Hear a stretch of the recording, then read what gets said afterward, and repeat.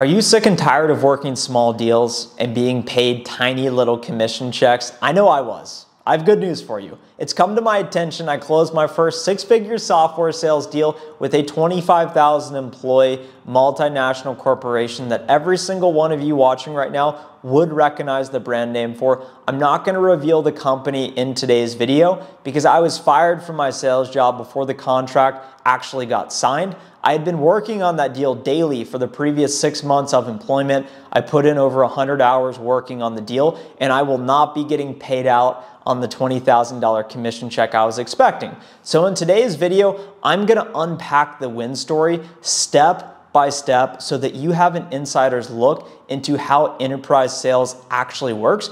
And maybe one of you watching right now will actually want to hire me after gaining this information because I'm currently a sales professional with nothing to sell. The deal ended up being 3 years, roughly $500,000 TCV, total contract value.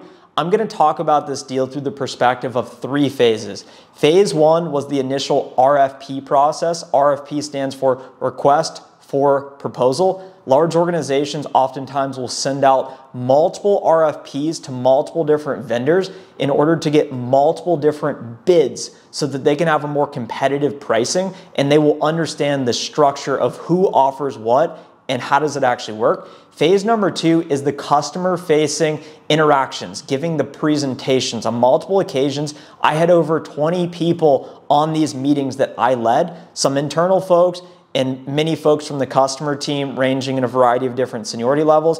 And phase 3 was the negotiation and close plan process. I'm gonna share with you the actual mutual activity plan, we call them MAP, that I had used. And the reason why it's so important is because it helps drive urgency in the deal. Because whenever you get selected as the vendor of choice, that's when the work really begins. Phase number 1, the RFP process. A bit of background on this account. It was one of my top accounts, so I had been prospecting into it for years, and I thought I identified one of the decision makers, economic buyers, whatever you want to call them, basically a high-level VP at the company that I thought could benefit from our solution. I called him about 9 months previously, and he hung up on me in devastating fashion. He said, "I don't take cold calls, never cold call me again, we are not interested." So of course I followed up a few months later and I remembered his name. So I was a little bit hesitant to call because I knew that he would remember it because it was such a brutal interaction.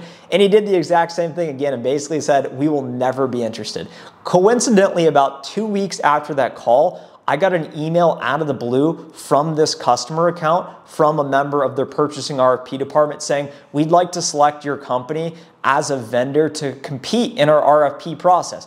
This got me excited, but at the same point, my expectations were dampened because I've competed in dozens of RFPs, and oftentimes it's a lot of work because you got to prepare this big response, do presentations, and you may not even get selected. And oftentimes these organizations will just add you to the RFP process because as part of their vendor management process, they need at least 3 or 5 vendors. So they've already selected a vendor, but they just need to have you submit a bid so that they satisfy their process requirements. So I get this RFP, it's extensive. It's not actual questions they're asking for. It's more so general statements. This is what we're looking for in a partner. And they say, submit your questions by XYZ date. So I review it thoroughly and I ask about 20 questions, and then the vendor shares back answers to my questions along with all of the other vendor questions in this one master sheet. My first realization from that point is I asked more questions than any other vendor, which to me set the tone from the start because it was incredibly proactive of me to say, hey, let me think about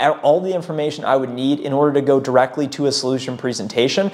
The second realization is that the other vendors competing in the process were quite literally our 6 most fearsome competitors. The top vendors that we would go head to head against, they were also evaluating. So I saw that and that changed my strategy because I thought, you know what? We have nothing to lose here. I got shut down by one of the VPs a few months before. I didn't think we'd ever get in the account. We're going up against all the top competitors. I felt like we were the 6th and final vendor to be considered. So I thought it was almost a Hail Mary shot. So my strategy was we need to be the most competitive on pricing. We can't anchor high and try and negotiate. We got to start at near our bottom from the start. I wouldn't normally advise that, but in competitive situations like that, sometimes that's what you got to do. And then strategy number 2 was I used my internal resource ecosystem at my company and worked with someone to prepare just the most beautiful RFP response we could. We got all these nice graphics. We found all these customer stories. We thought of what's questions that they didn't even ask about that they might want to know about. How can we include that in our response so that it is the most comprehensive response that's still custom to them? We didn't just say, let's see what sticks. The entire time we thought about their unique industry and the use case that they would benefit from our solution. And then we devised this narrative of here are the 3 pillars of success. So all of our messaging was based around this custom, unique frame of this message. That took us into phase number 2, which is the actual customer-facing presentations and interactions. I was fortunate to be working with a solution strategist from my team who helped engineer the deal strategy and just, hey, they're an expert on all things our market, our solution, and a solution engineer as well. So someone that can run a custom demo from our team, and then also folks from our partner ecosystem, folks that would actually implement the solution. So I got our entire internal team in a room and I said, team, this is our 3 pillars of success. This is our strategy. We need every customer-facing interaction to the customer leaving the call saying they were really prepared and it just feels right with them. They made it special, and it was personal, it was custom. When we would tell stories, we framed it in the perspective of their unique industry and their unique use case, not just broadly speaking, this is what we think, but this is what we know based on working with XYZ competitors of yours in your space. This is how they benefited. This was the outcome. This is our experience working with them. This is our experience going to be working with you. So when we showed up to those customer presentations, we wanted to be as buttoned up as possible. And one of the challenges we had to overcome is this individual in the purchasing RFP department. He explicitly told me multiple times, he said, only work with me. Do not talk to anyone else on our team. Because as part of these presentations, they've got 12, 15 people showing up from their end, ranging from managers, directors, VPs, C-levels from all across the country. So the whole time I was asking myself, how would each of them uniquely benefit from our solution? And anytime they would ask a question during one of the many presentations we did, I would write it down so that it gave me an excuse to then follow up with them individually after the call so that I could then create this unique interaction of, hey, you asked about this, here's a resource, hope it was useful, let me know if you need anything else. That was our strategy to make sure everything was custom, make sure it was special. And during all of the calls, I reached out to my contact and kept saying, hey, I know you need some time. I know you need to do these evaluations. Let's set up a meeting just to talk. And I would just call him out of the blue and not really ask for anything, but just try and really stay top of mind with him. That takes us into phase number 3.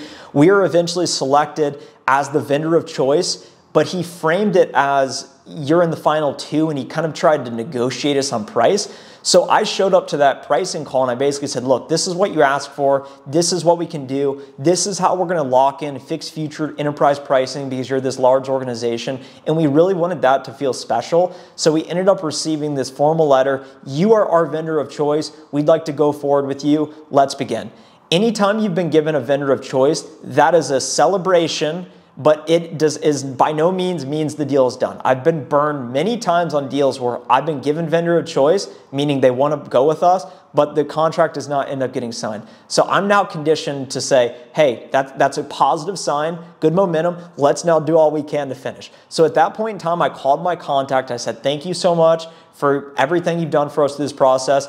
Here is exactly what's going to happen next based on my experience working with other companies. We're going to send you the contract. Your legal team's going to review the contract. After we align on red lines, you're going to sign the contract. Okay? How does that sound? What else am I missing? And then as part of that, usually there's, okay, some sort of IT involvement, any additional legal security involvement, or just any other ancillary teams or processes that you may not be aware of. And then you always want to ask the customer, who is signing the contract? And this was a problem we had that kind of bit us towards the end of it. Who is signing the contract? Because if you don't know who is signing the contract, and if there actually is that final approval, then the deal may not get done. So what I put together was this mutual activity plan. So every time I met with my contact, I said, we're doing a weekly meeting from this point on. We're going to meet Monday morning every week going forward. So I met with him weekly on Monday, And the purpose of the meeting was, okay, here's what we've agreed needs to get done. What is the status of the action items on your end? And this ended up being an incredibly robust, complicated process in which I was working with dozens of team members from adjacent teams because it was such a complex organization. And I ended up getting let go from my company before the contract ended up getting signed. I have verified the contract got signed, which was incredibly satisfying to me because I basically did all of the work, and I think it was a testament to the work that was put in because a new rep was brought into the deal and the deal still got done at the finish line before the end of Q1. A few takeaways from this that you can apply to your sales job. Number one, never take a customer's word at face value. If you've built great rapport and a great relationship, that is positive, but just because you're friends with them, that it would appear, never just assume they will get things done internally. They have so much going on, and you as the sales rep, all you're thinking about what needs to get done in this deal in order for the signature to get done, and you're thinking about it, but they're thinking about all these other things. So anytime they say something's gonna get done, give them the space. Hey, I trust you, you'll get it done, but make sure they are very aware. This is what I expect of you. This is what you told me.